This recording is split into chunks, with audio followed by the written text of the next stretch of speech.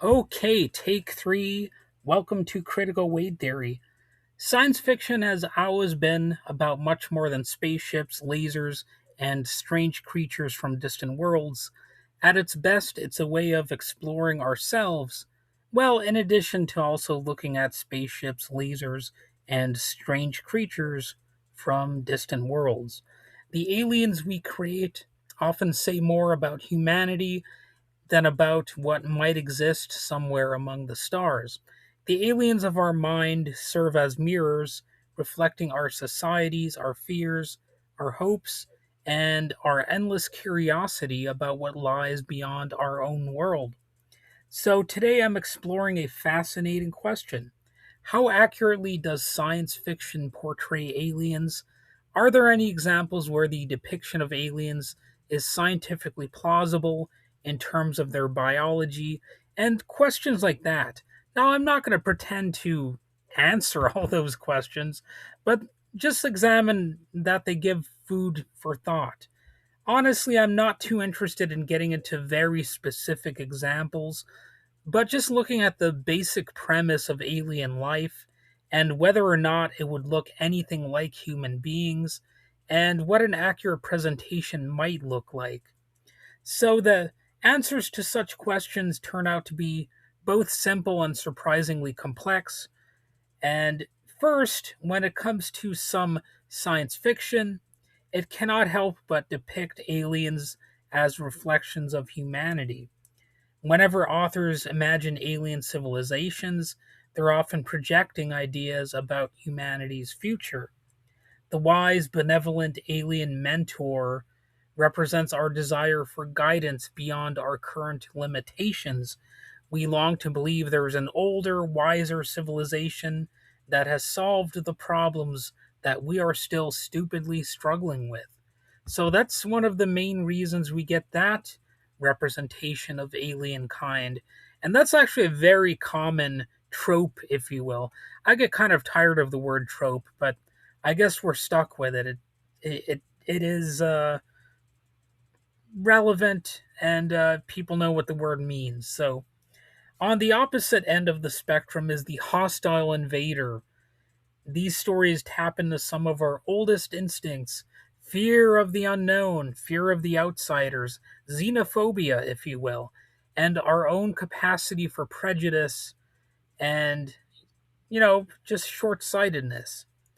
Even iconic extraterrestrials like the mysterious Greys have become cultural symbols as much as fictional species. Science fiction isn't just asking what if aliens exist, it's asking what kind of people are we?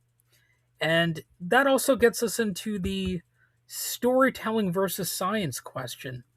Science fiction has always walked a thin line between scientific speculation and compelling storytelling.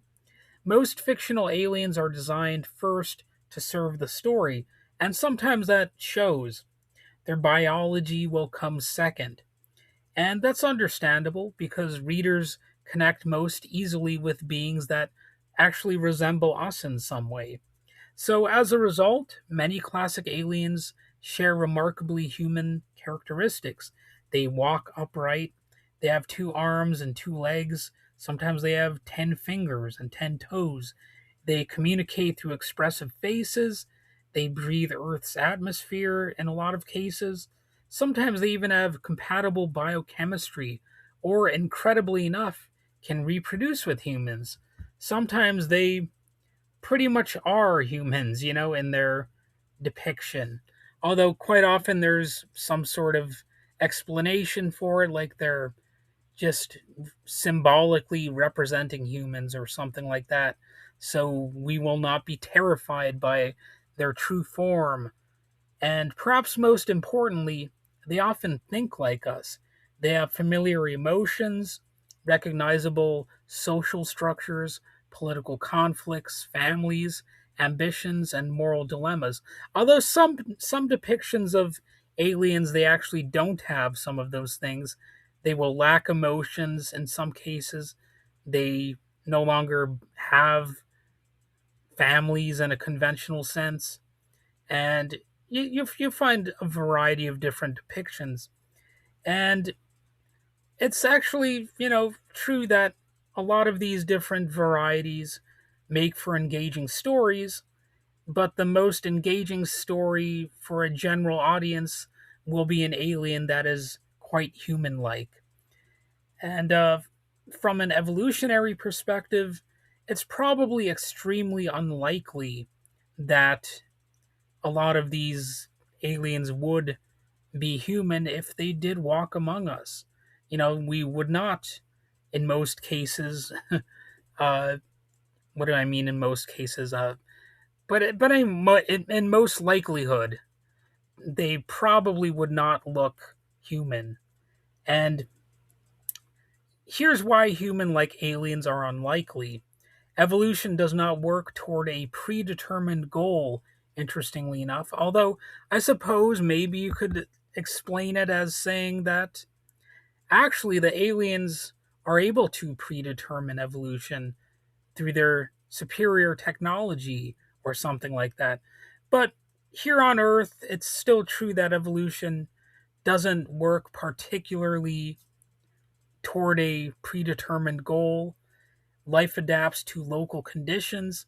If life evolved independently on another planet, millions or even billions of years under completely different environments, uh, it would most certainly produce organisms unlike anything on Earth. The more human an alien appears, the less biologically plausible it probably becomes.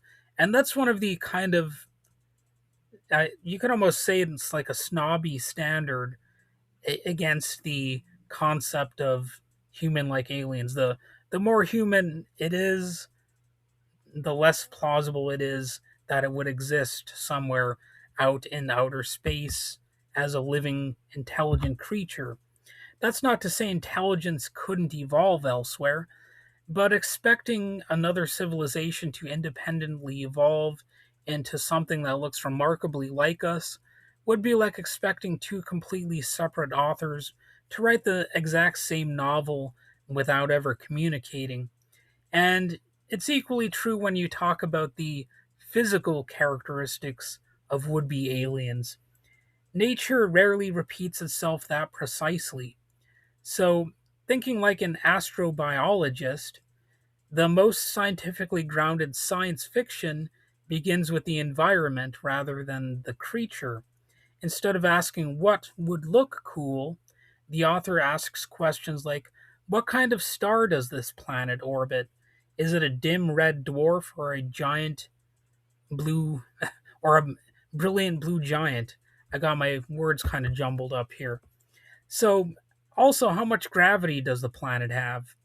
That's all of those type of questions these science nerds would kind of finger wag at you and say, wait a second, you've got to take all these things into consideration if you're going to depict an accurate alien being. So, would creatures become tall and delicate or short and powerfully built? What is the atmosphere made of? Oxygen, methane, carbon dioxide, nitrogen? Could life rely on chemistry completely different from our own? Every environmental factor shapes evolution, like temperature, pressure, radiation, available elements, liquid water, or perhaps another solvent entirely. Once these conditions are established, biology begins to emerge naturally. So, that's just kind of for the science nerds out there to explain better than I could. But I do know that the argument at least makes some sense logically. I can tell you that what emerges naturally on the planet, it must be dependent on some unique conditions, right? So that's why there are so many diverse life forms here on Earth. So when science fiction gets it right, that's another interesting question. Some authors have made extraordinary efforts to imagine life that follows scientific principles rather than human expectations. Instead of simply giving an alien green skin and pointed ears, They explore how an entirely different environment might shape anatomy, senses, communication, metabolism, and even thought itself. So that's kind of an interesting question. Like, what would aliens really be like in terms of how they process thoughts? Would they even have beliefs? Maybe they're not capable of intelligent thought like that. I don't know. It's an interesting question.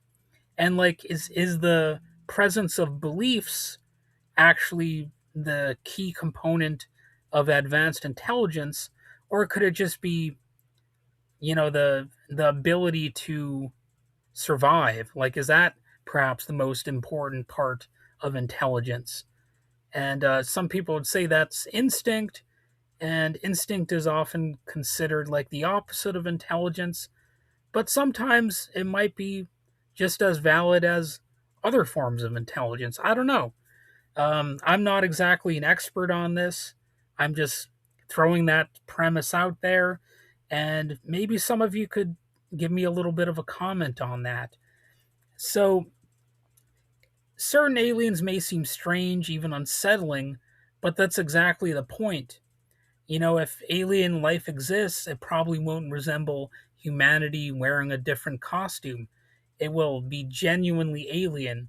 There's really a universe of possibilities out there.